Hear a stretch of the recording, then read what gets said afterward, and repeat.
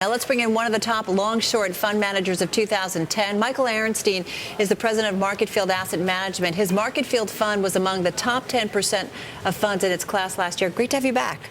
Thanks for having me. So how closely do you watch these jobs reports, these data points that we get?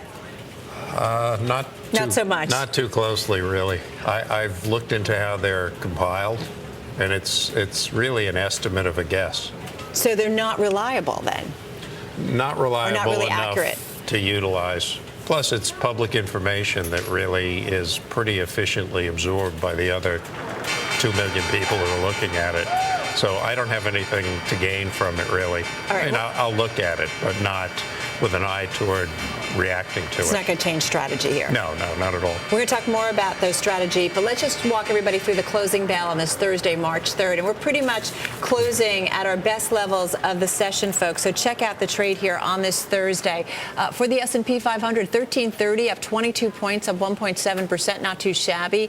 And as for the Dow Jones Industrial Average, nearly a 200-point gain here for the Dow 30, 12,259, up 1.5%. And the NASDAQ, once again, as we often see, the outperformer here on a percentage basis. That average good for a gain of 1.8%, up 50 points at 2798. I also want to bring into our discussion Joe Cusick. He's senior market analyst for OptionsXpress. He's at the CME Group out in Chicago. So, Joe, nice little rally here, but yet again, the volume's not really strong here. So, do you blow it off? I don't know if you blow it off, but you know, Michael said you look at some of these numbers, and they're not going to weigh into a long-term perspective. But for us down here in the pits, these are numbers that can really spike some volatility. We saw it last week with the Mideast, and now with the ADP number and the claims numbers coming in so bullish right now, we're really kind of sitting right here, and that's why volume was light today. S&P's at 1332 is a mark that we're going to watch very closely going into tomorrow, overnight and into tomorrow, because we want to see if the shorts come in like they did on Tuesday. Tuesday was a day, if we were talking right now, my sentiment would be much differently than it is today going into these reports. So these reports for our short-term traders are very important. Hey, Joe, it's Julie here. But at the same time, I mean, given the rise that we've seen in oil prices, given the situation in the Mideast and some of the other sort of shocks to the system, stocks have performed pretty darn well, even if you have had some volatility. So even if you get a bad print tomorrow in the jobs numbers, is it going to be enough to derail the long-term rally we've seen? Well, you know what? I don't know if it's going to be enough to right away derail the long-term rally, but it's going to start to question things like, is inflation coming a lot faster? We've seen a lot of the activity, and Michael could definitely chime in on this one. But it also is the consumer going to start to feel the pressure if inflation is continuing?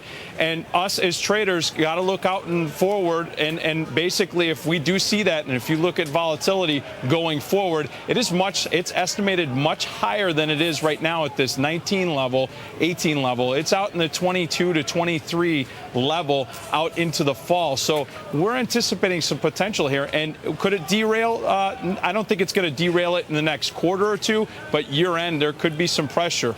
Mike, so many things to ask you here. I mean, in terms of the run-up in commodities, is it going to get to the point where it's kind of out of hand and it could derail the economy in your view?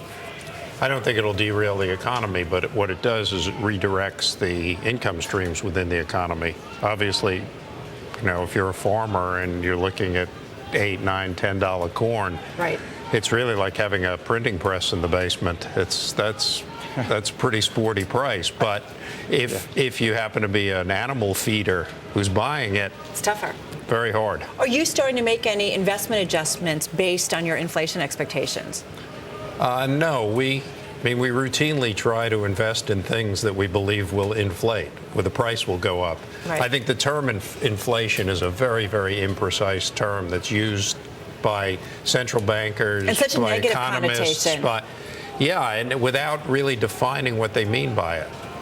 Hey, Michael, it's Adam, Brockhouse Cooper, Bank of America. Today, they're saying you got to buy fertilizers. Monsanto, they, of course, do the engineered seeds. Are these names you want to own? Are you buying any of these? I don't own them. I did a couple of years ago. This has been a pretty long-standing trend, and my worry is that you've got a lot of investment and speculative money pushed into the commodity space now It's been prompted partially, this leg, by the QE policy and partially by, I think, a 10-year trend that people have recognized, and it's led to a lot of institutional allocations. And whether or not this 10-year trend turns into a 12-year trend, I really don't know. But it's certainly, in terms of the whole commodity space, it's a story that's come 180 degrees from where it was in 99, 2000, 2001. Hey, Michael, it's Dominic here. You run a long-short equity fund, right? That means every time you buy something, you're also looking for things to sell against it. So what exactly are you selling? We're seeing market breadth up. People are buying all asset classes on a wholesale basis. Is there money to be made on that short side, or are you just positioned kind of more toward the long side now? Well, we've been long biased pretty substantially. We're long short, but in a discretionary sense, more like a hedge fund of the 1980s. We can kind of alter the allocation. Most of our shorts have been in the emerging markets over the past several months, where we see we're much farther along there in the tightening cycle and the effects of higher prices, particularly for commodity inputs. So we've been long the U.S., Western Europe. We've actually begun this week putting a little money in Japan. Interesting. And I think somebody who might be a little bit more worried about the longer-term outlook for stocks right now is BlackRock Chairman CEO Larry Fink. We talked to him earlier on Bloomberg Television. He kind of gave us his impression of the markets. Listen up, everybody. I believe the market has shifted. It shifted from pretty much euphoria from probably August through, late January, and now we are in a moment in time of reflection, and I think this period of reflection is going to be sustained for some time. I'm more worried about equities today because of all this uncertainty. I said 5-6 months ago, our economy is better than we thought it is, and today I would argue we think the economy is better today than it actually is. Joe Cusick and Mike Aronstein, I want to get both of your thoughts. Joe, you kick it off. What did you think about what Larry Fink had to say? I would have to agree with them. I think that right now, looking at where the markets have gone, this grind up, I think that everyone has a sense of euphoria, and this market can get fickle, but a sense of euphoria that as a trader, I look at these levels and how we've ground up so far, so fast over the last couple of months with very little resistance whatsoever. It does get me a little bit leery. Are you leery, though, at all, Mike? Because you've been pretty upbeat for the last how many months? A long time. Yeah, for the last couple of years, we've been pretty aggressive in equities, and I'm more concerned about it now. It's not there's not a consensus on the other side as there was in 2009 and at the end of last summer when people were worried about a double dip.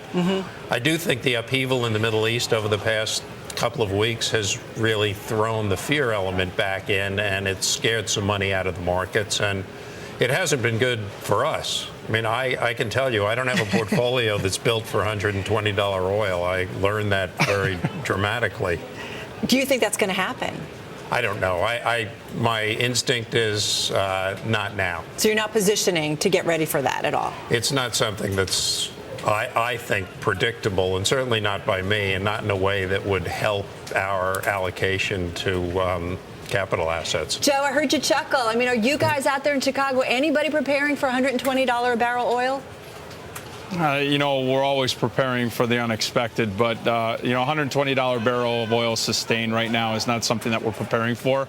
But we are preparing for the potential for volatility. And I mean, Michael was bringing out an excellent point, which is we've seen sentiment go from such an exuberant point to now this moderate level. And really, there is no consensus either way, except for the fact that the fundamentals have been lining it up. But $120 oil is not something that we're anticipating long term right now. One thing we're all anticipating is tomorrow's monthly jobs report. And Joe, I think you mentioned it a little bit earlier. Dom, I want to bring you into this. I mean, what could jobs mean for stocks tomorrow? Let's get you up to speed on what the consensus estimate is. It's 196,000. That's the headline jobs number everybody's going to be watching for. But we got some good signs with ADP earlier this week with the claims number today. Also, something that's interesting here, if you look at what happened, the ISM non-manufacturing index came out. Remember, it makes up around 90% of our economy by some estimates. Check out that chart chart there, what that's showing you right now is that the employment component of services in this country are at levels that we have not seen since the spring of 2006. That's a huge number. So the jobs picture could be improving pretty well. So maybe, Joe, I want to toss this out to you right now, because if things are getting that good here, is there a risk to the upside or downside, or is buying protection here pretty cheap in case something does happen that goes terribly wrong? Oh, that's a great point. Buying protection right now is cheap, and it is definitely something that investors should be looking at, especially if you are completely vested in this market or highly vested in this market. We haven't seen these levels in a long time as far as, that put premium being so inexpensive. It is definitely a great opportunity right now to hedge going forward. All right, Joe Cusick, thank you so much. Mike, I want to give you 20 seconds here. So jobs report, not something you really focus on. What's more important, you think, for investors to kind of keep a watch on, just quickly? Business results, which have been extraordinary in that. Corporate profits. Yeah, U.S. manufacturing is really the leading component of this recovery. So watch that. And I would just keep an eye on that, because it's a leadership that we haven't seen for decades. Right, we got to run. Mike Aronstein, everybody. We're back in a moment.